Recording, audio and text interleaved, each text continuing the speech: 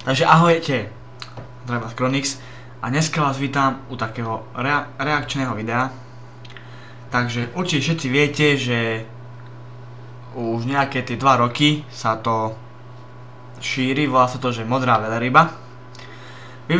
Je to pôvodom z Ruska, čo Rusi úplne z prostosti len vymýšľajú. Našiel som si všetky misie, ktoré proste musíte splniť, aby ste tú hru celú vyhrali. Takže budem sa snažiť nejako tak na to reagovať. No, takže prvá hra, vyrieši s výletkou F57 do ruky a pošli fotku kurátorovi. No, takže k tomuto.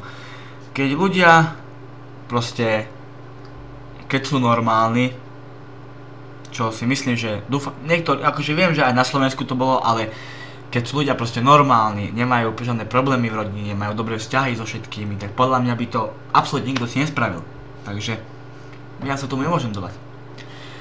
Ďalšia. Zbuď sa o 4:20 a sleduj. Čo? Psychedelická, desivá videa, ktorá ti kurátor pošle. No. Takže ohľadom tohto, poprvé, chce, aby ste mu poslali dôkaz o tom, že to pozeráte. A ako to mám poslať? Čomu to mám natočiť? No, prepáčte, toto nemusí byť tu. To sa dokazuje. No, takže späť k tomu. Takže podľa mňa ja som pozeral na YouTube o tom videa. Normálne tam boli také videá psycho, čo rozprávala normálne nejaká česká baba. Celkovo príbeh. Takže asi toľko poviem. A úplne, keď som to pozeral, som mal také zimomriavky z toho.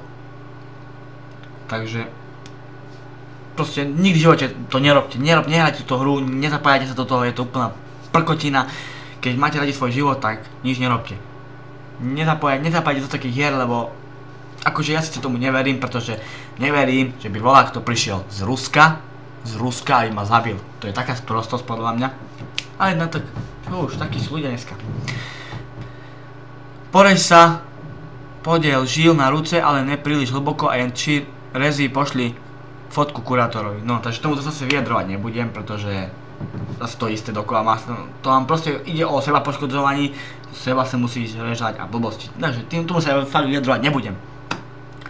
Nakresli veľrybu na kus papíru, pošli fotku kurátorovi, no samozrejme, to je ľahká úloha, to je prijímateľná úloha. Ja sa k tomu nebudem sa vyjadrovať všetkému, lebo niektorý sa mi rozum zastaví.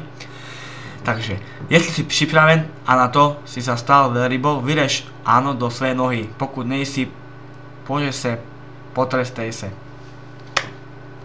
Nemám, proste tomuto sa nedá absolútne vyjadriť, lebo to takíto ľudia, zabil by som ich. Úkol s šifrou. No tak to úkol, to je 0 bodov. Vyrež F40 do svojej ruky, pošli fotku kurátorovi. Zase. Najprv, ako môžete vidieť tuto, v prvej misii je vyrež si žiletkou F57. Tak na čo si mám ešte rezať F50 či F40? Toto je demencia ľudí. 8. I'm whale do statusu svojho V-kontakte. Dobre, to ja nebudem komentovať, ľudia sú tak takých ľudí by som odstrieľal všetkých.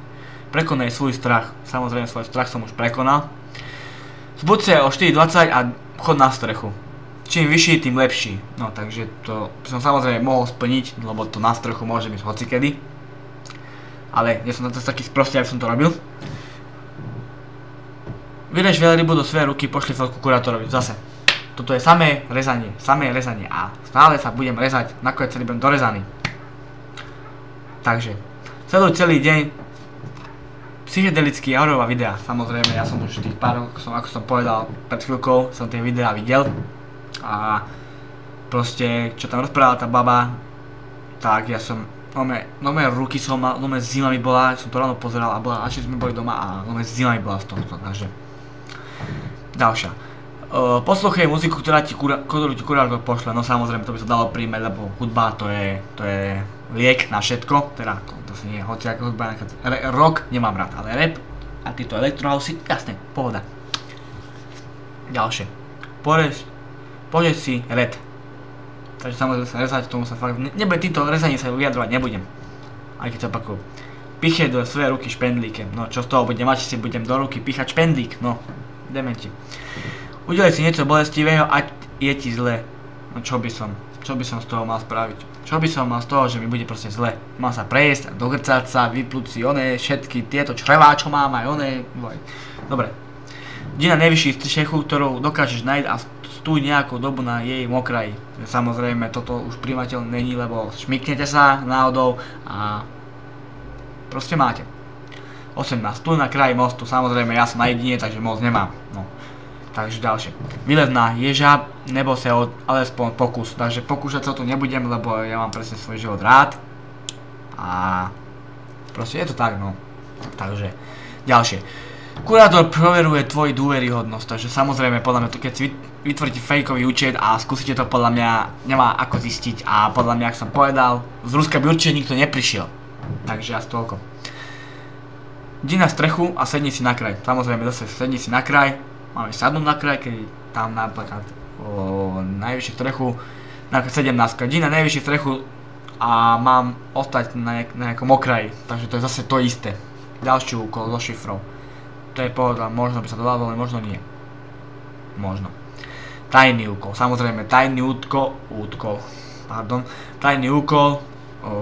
čo to nikto nevie, to ani jasne, nikto to nevie zistiť. No, takže všetko je cez veľrybov. No, takže tomuto by som mal takú menšiu pripomienku. No. Žijem v dedine a povedzte mi len jedno, kde by som našiel veľrybu. Tak akože teraz by som sa trebal zbytočne do Ameriky, niekde do mora, aby som videl veľrybu. No čo ste sa zbláznili? Už naozaj. Ach, dobre. Pokračujeme ďalej. Zbuď sa o 4:20 a k díkej koleji, k jakýmkoľvek, ktoré dokážeš nájsť. Takže zase koleje nemám, budem musieť do druhej dediny, to sa mi fakt nechce.